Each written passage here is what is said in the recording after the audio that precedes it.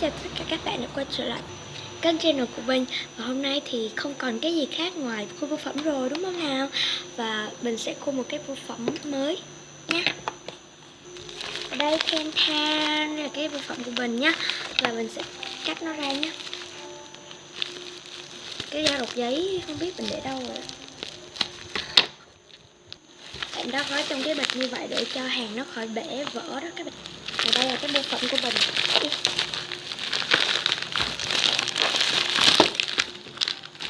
Đây, bạn đã gói hai lớp này nha, rất là kỹ. Đây, cái gói bưu phẩm này thì có là hương liệu, tuyết nhân tạo, túi zip, côn trái tim, chai đựng, cham chuối á, màu, khối lượng. Ông cái này không quan tâm đâu, đừng quan tâm.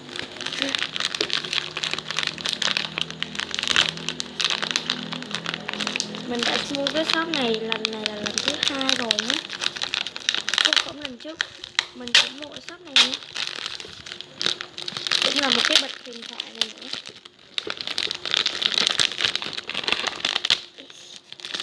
Ghê.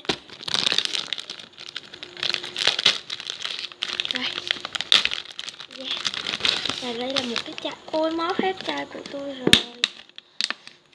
Tội nghiệp cái chai. Đây là một cái chai. Móp cái chai của tôi. Móp rồi.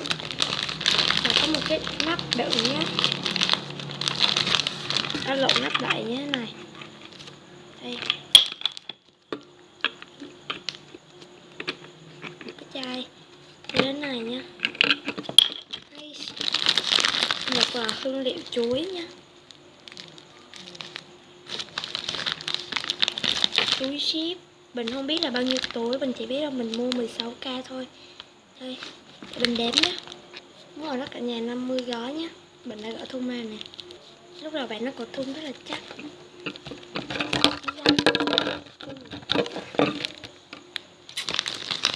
Và một bịch tuyết nhân tạo. Bạn ấy có dán keo ở trên để cho tuyết nó khỏi đổ ra đó các bạn.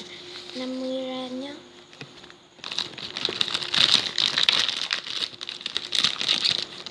Màu thực phẩm. Màu đỏ nó bị văng ra rồi. Đây một bộ màu thực phẩm nhé.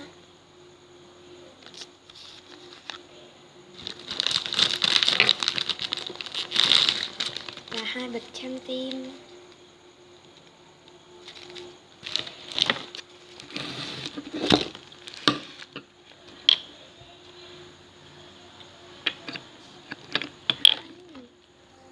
Và đây là cộng hàng bình đã mua nhé. Hai bịch đây cái này vứt ra đi không có liên quan. Hai bịch cham tim, một hương liệu một hương liệu chuối nhé, một cái chai đựng tắt kèm theo cái nắp này nè. Chai không có nắp thì chai làm gì đúng không?